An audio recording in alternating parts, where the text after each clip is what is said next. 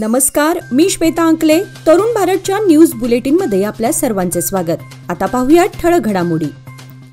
चित्रदुर्ग येथील रेणुकास्वामी खून प्रकरणी तुरुंगात असलेला अभिनेता दर्शन याला सिगारेट देऊन शाही वागणूक देण्यात येत असल्याचे फोटो व्हायरल झाल्यानंतर आता त्याप्रमाणे आम्हाला देखील सिगारेट द्या अशी मागणी हिंडलगा कारागृहातील कैद्यांकडून करण्यात येत आहे. आज रविवारी बेळगाव हिंडलगा तुरुंगात कैद्यांकडून निदर्शने करण्यात आली. यावेळी आम्हाला देखील शाही पाहुणचार प्रमाणे बिडी, सिगारेट आणि तंबाखू देण्यात यावी ही मागणी लावून धरण्यात आली होती. जोपर्यंत आमच्या मागण्या पूर्ण होत नाही तोपर्यंत नाश्ता जेवण करणार नसल्याचं त्यांनी सांगितलं. आज दिवसभर हे नाट्य कारागृहामध्ये सुरूच असल्याचं समजते. सप्टेंबर महिन्याच्या सुरुवातीलाच एलपीजी सिलेंडर महागलाय. आज 1 सप्टेंबर पासून ऑइल कंपन्यांनी एलपीजी सिलेंडरच्या किमतीमध्ये सुमारे 39 रुपयांनी वाढ केली आहे. मात्र ही वाढ 19 किलो वजनाच्या व्यावसायिक गॅस सिलेंडरमध्ये करण्यात आली आहे. घरगुती वापराच्या 14 किलो वजनाच्या गॅस सिलेंडरमध्ये कुठल्याही प्रकारची वाढ करण्यात आली नाही. गॅस सिलेंडरच्या वाढलेल्या किमतीबाबत समोर आलेल्या माहितीनुसार 1 सप्टेंबर पासून व्यावसायिक वापराच्या 19 किलो वजनाच्या गॅस सिलेंडरमध्ये 39 रुपयांनी वाढ करण्यात आली आहे. बेळगावमध्ये व्यावसायिक सिलेंडरचा दर 1,742 रुपयांवरून वाढून 1,780 रुपये 50 पैसे इतका झाला आहे. बेळगाव जिल्ह्यातील अथनी तालुक्यातील बल्डीगेरी येथे पिसाळलेल्या वानरांचा उन्माद वाढला असून बालके आणि ग्रामस्थ असे 6 जणांना जखमी केलं आहे. वन विभागाने वानरांचा बंदोबस्त करण्याची मागणी होत आहे. बल्लीगेरी गाव तसेच परिसरामध्ये गेल्या 4-5 दिवसांपासून वास्तव्य करीत असलेले वानर आता ग्रामस्थांना मनस्ताप ठरत आहेत. लहान मुलांच्या मागे वानर धावत असल्याने गावामध्ये भीतीचं वातावरण पसरलंय. शहराच्या मध्यभागी असलेल्या आझाद गल्ली येथील एका प्लास्टिक दुकानामध्ये काल शनिवारी सायंकाळी 7च्या सुमारास एका चोरट्याने रोख रक्कम चोरी करून पलायन केल्याची घटना घडली आहे. चोरी करतानाचा संपूर्ण प्रकार सीसीटीव्ही कॅमेरामध्ये कैद झाला आहे. मनोज कटारिया यांच्या प्लास्टिक दुकानामध्ये ही घटना घडली असून किती रक्कम चोरीला गेली ही माहिती मिळाली नसून खडेबाजार पोलीस स्थानकात या घटनेची नोंद झाली आहे. राज्यात 1 एप्रिल 2019 पूर्वी नोंदणी केलेल्या वाहनांना उच्च सुरक्षा प्लॅटफॉर्म लावणं बंधनकारक करण्यात आलं आहे. यासाठी आता 15 सप्टेंबर पर्यंत शेवटची सेवा देण्यात आली आहे. राज्यामध्ये HSRP नंबर प्लेट्स गाडीला लावणे अनिवार्य आहे. परिवहन विभागाने HSRP लागू करण्याची मुदत वाढवण्याची ही 4थी वेळ आहे. HSRP प्राप्त न करणाऱ्या वाहन मालकांना 500 ते 1000 रुपये दंड भरावा लागेल किंवा इतर दंडात्मक कारवाईला सामोरे जावे लागेल असा इशारा देण्यात आलाय. शहर परिसरातील गणेश विसर्जन मिरवणूक शांततेत पार पाडण्यासाठी बेळगाव पोलीस दलातील 2,500 पेक्षा अधिक पोलीस रस्त्यावर तैनात करण्यात आले आहेत. या व्यतिरिक्त साध्या वेशातील विविध पथके कार्यान्वित केली असून लक्ष ठेवण्यासाठी सीसीटीव्ही कॅमेरा गर्दीच्या ठिकाणी लावला जाणार आहे. पोलीस आयुक्तालयाच्या हद्दीमध्ये अनेक गणेशोत्सव मंडळांना परवानगी देण्यात आली आहे. यावेळी कायदा आणि सुव्यवस्था राखण्याची मोठी जबाबदारी पोलिसांवर आहे. या पार्श्वभूमीवर बेळगाव पोलिसांनी गणेशोत्सवासाठी बाहेरून बंदोबस्त मागवला आहे. बैठका घेऊन मंडळांना गर्दी, आवाज, सुरक्षा आदींबाबत सूचना देण्यात आल्या आहेत.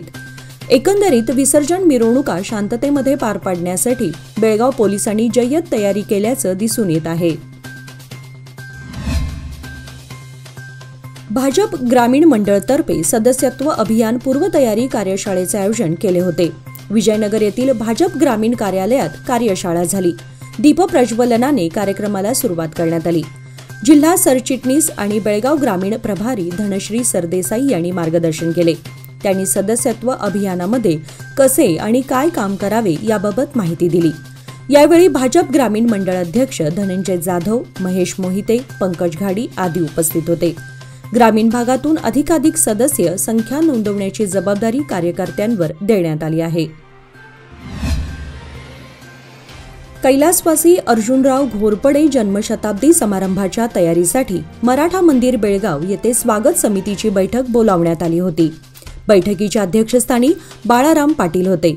उद्या दिनांक 2 सप्टेंबर रोजी प्रमुख पाहुणे म्हणून उपस्थित राहणारे शरद पवार यांच्या बेळगावमधील कार्यक्रमासंदर्भात सभासदांना माहिती देण्यात आली. कोल्हापूरहून शरद पवार बेळगावला येणार असून दीपक दळवी यांच्या घरी धावती भेट देऊन ते कार्यक्रमास येणार आहेत. यावेळी महाराष्ट्र राष्ट्रवादी काँग्रेसचे अध्यक्ष जयंत पाटील आणि महाराष्ट्राचे सेवानिवृत्त अधिकारी दिनेश ओवळकर हेही उपस्थित राहणार आहेत.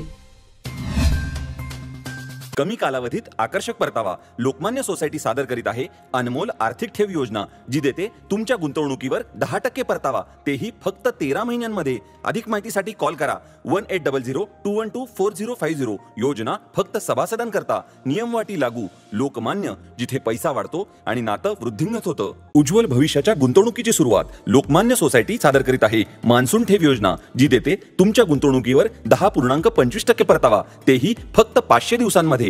अधिक माहितीसाठी कॉल करा 1800-212-4050. योजना फक्त सभासदांकरता. नियमवाटी लागू. लोकमान्य, जिथे पैसा वाढतो आणि नातं वृद्धिंगत होतं. देशामध्ये 21वी पशुगणती आज 1 सप्टेंबर पासून सुरू झाली आहे. यंदाची ही गणती स्मार्टफोनद्वारे करण्यात येत आहे.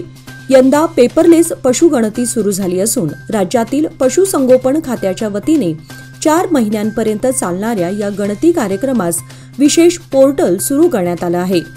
पशुगणती दरम्यान यंदा पहिल्यांदा स्मार्टफोनचा वापर करून गणती प्रक्रिया होणार आहे. यासाठी गणतीदारांना आवश्यक मार्गसूचना देण्यात आली असून आवश्यक प्रशिक्षणही देण्यात आलं आहे. स्मार्टफोनद्वारे गणतीसाठी आवश्यक माहिती संग्रहित केली जाणार आहे. यासाठी केंद्रीय पशुसंगोपन सचिवालयाने 21 लाईव्ह स्टॉक सेन्सस नावाचं स्वतंत्र ॲप विकसित केलं आहे. बेळगाव शहरातील अनेक प्रमुख रस्त्यांवरील चौकांमध्ये मोकाट जनावरांचा वावर वाढत असल्याचं आढळून येत आहे. प्रामुख्याने बस स्थानक, चन्नम्मा चौक, कॉलेज रोड, धर्मवीर संभाजी चौकामध्ये जास्त प्रमाणात मोकाट जनावरे वाहतुकीस अडथळा करून भर रस्त्यात उभारलेली व बसलेली दिसत आहेत. या परिसरामध्ये महाविद्यालय आणि इतर शाळा, हायस्कूल असल्यानं विद्यार्थी आणि वाहनधारकांची वर्दळ जास्त असते. अशातच भर रस्त्यात आणि फुटपाथवर मोकाट जनावरे बसलेली सर्रास दिसून येत आहेत. त्याचा नाहक त्रास वाहनधारकांसह शाळकरी विद्यार्थ्यांना होत असून या जनावरांचा बंदोबस्त करावा अशी मागणी होत आहे. सप्टेंबर महिना सुरू झाला तरी स्मार्ट सिटी योजनेतून सुरू असलेले स्मार्ट सीबीटीचे काम पूर्णत्वास आलेलं नाही. किरकोळ कामे अजूनही सुरूच असून ती पूर्ण झाल्यानंतरच हस्तांतर प्रक्रिया होणार आहे. सीबीटीच्या उद्घाटनासाठी ऑगस्टचा मुहूर्त निश्चित केला जात होता. त्यानुसार जूनमध्येच ऑगस्टपर्यंत हे काम पूर्ण करण्याची सूचना केली होती. पण आता ऑगस्ट संपला तरीही हे काम पूर्ण झालं नाही. स्मार्ट सिटी योजनेमध्ये नव्या इमारतीसाठी 32 कोटी 26 लाख रुपये मंजूर करण्यात आले असून त्यानुसार हे काम होत आहे. शहर गट शिक्षणाधिकारी लीलावती हिरेमठ यांची जिल्हा शिक्षणाधिकारीपदी निवड झाल्याबद्दल शहर गट शिक्षणाधिकारी पद रिक्त आहे. त्यामुळे या जागेवर वर्णी लागावी यासाठी अनेकांनी प्रयत्न सुरू केल्याची माहिती मिळाली. सध्या सीआरपी हिरेमठ यांच्याकडे पदभार दिला आहे. मात्र नवीन गट शिक्षणाधिकाऱ्यांची लवकर नेमणूक व्हावी असे मत शहरवासियांमधून व्यक्त होत आहे. बेळगाव शहर आणि तालुक्यामध्ये अनेक रस्त्यांवरील विद्युत खांब, वाहिन्या, डीपी, झाडेझुडपे आणि वेलींनी झाकले गेलेत. विद्युत खांबापासून ते दूरवर वाहिन्यांना वेलींनी वेढलं आहे. यामुळे अधिक सुरक्षा हवी तेथेच हेस्कॉमचा निष्काळजीपणा ठळक झालाय. वीज खांबांवर प्रचंड वेली वाढल्या असून अशावेळी विद्युत प्रवाह ओल्या जमिनीवर लांबवर पसरत गेला तर मोठा धोका निर्माण होऊ शकतो. वेली सर्वच तारांवर गुंडाळल्या जात असल्यानं एका तारेचा प्रवाह दुसऱ्या तारेमध्ये जाऊन शॉर्ट सर्किट होण्याचीही शक्यता नाकारता येत नाही. त्यामुळे याकडे हेस्कॉमने लक्ष देणं गरजेचं आहे. ऐन सणामध्ये कांदा, लसूण आणि कोथिंबीरने महिलांचं बजेट कोलमडलंय. पावसामुळे भाजीपाल्यांचं मोठ्या प्रमाणात नुकसान झालं आहे. त्यामुळे बाजारात आवक घटली असून किरकोळ बाजारामध्ये कोथिंबीरची जुडी तब्बल 50 रुपये झाली आहे. लसूणही महागला असून प्रति किलो 300 ते 400 रुपये किलो असा दर झालाय. घटप्रभा, निपाणी तसेच तालुक्याच्या पूर्व भागातून कोथिंबीरीची आवक होते. मात्र पावसामुळे भाजीपाला खराब झालाय. परिणामी कोथिंबिरीचे दर वाढले आहेत. कर्नाटक राष्ट्रवादी काँग्रेसची आढावा बैठक पार पडली. पक्षाचे प्रदेशाध्यक्ष ॲडव्होकेट CS इनामदार यांच्या प्रमुख उपस्थितीमध्ये तसेच बेळगाव जिल्हाध्यक्ष ज्योतिबा पाटील यांच्या अध्यक्षतेखाली राष्ट्रवादी काँग्रेस शरद पवार पक्ष बेळगाव येथे जिल्हास्तरीय बैठक पार पडली. यावेळी पक्ष विस्तार संदर्भात मार्गदर्शन करण्यात आले. जिल्हा राष्ट्रवादी काँग्रेस शरद पवार पक्षाची नवीन कार्यकारिणी करण्यात आली. बैठकीत उपस्थित अल्ताफ सनदी, सोहेल कित्तूर, गौतम कांबळे, राय जाधव, महांतेश कोळुजे यांना पदाधिकार देण्यात आले. महांतेश नगर, अमननगर परिसरामध्ये चोऱ्या, घरफोड्या करणाऱ्या एका जोडगोळीला माळमारुती पोलिसांनी अटक केली आहे. त्यांच्याकडून 7 लाख रुपये किमतीचा ऐवज जप्त करण्यात आलाय. त्या जोडगोळीने फेब्रुवारीमध्येही चोऱ्या केल्याचं उघडकीस आलं आहे. परवेज जमीर पारिशवाडी, वय 25, राहणार आदिलशाह गल्ली, न्यू गांधीनगर. फरहान रियाज अहमद दलायत, वय 22, राहणार गुलाबशाह गल्ली, न्यू गांधीनगर अशी त्यांची नावे आहेत. प्रशासकीय कामामध्ये सुसूत्रता आणण्यासाठी आणि पारदर्शी कारभारासाठी प्रमुख कागदपत्रे ही आधार कार्डशी लिंक केली जात आहेत. पॅन कार्ड, बँक खाते, मोबाईल क्रमांक, गॅस कनेक्शन इत्यादींसाठी आधार क्रमांक लिंक करणं बंधनकारक करण्यात आलं आहे. शेतकऱ्यांना सरकारी योजनांचा लाभ घ्यायचा असेल तर शेती उतारा आणि आधार कार्ड लिंक असणं आवश्यक आहे. त्यामुळे अजूनही शेतकऱ्यांनी आधार कार्ड लिंक केलं नसेल तर तात्काळ करून घ्यावे असे आवाहन तहसीलदार प्रवीण कारंडे यांनी केले आहे. गणेशोत्सव अवघ्या काही दिवसांवर येऊन ठेपलाय.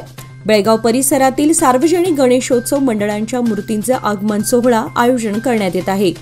विशेष म्हणजे चव्हाट गल्लीचा बाप्पा हा बेळगावचा राजा म्हणून ओळखला जातो. आज रविवारी या सोहळ्याला हजारो गणेश भक्तांच्या उपस्थितीमध्ये ढोल ताशाच्या गजरामध्ये आणि भक्तांच्या जयघोषामध्ये हा सोहळा पार पडला. धर्मवीर संभाजी चौक येथून सोहळ्याला सुरुवात झाली. यावेळी सार्वजनिक गणेशोत्सव मंडळाचे पदाधिकारी तसेच गल्लीतील नागरिक उपस्थित होते. याचबरोबर आजचे बातमीपत्र इथे संपले. अधिक माहिती आणि ताज्या घडामोडींसाठी पाहत रहा तरुण भारत न्यूज चॅनल. तसेच आमच्या चॅनलला लाईक, शेअर आणि सबस्क्राईब करायला विसरू नका. आणि विश्वासार्ह बातम्यांसाठी दररोज वाचा दैनिक तरुण भारत. धन्यवाद.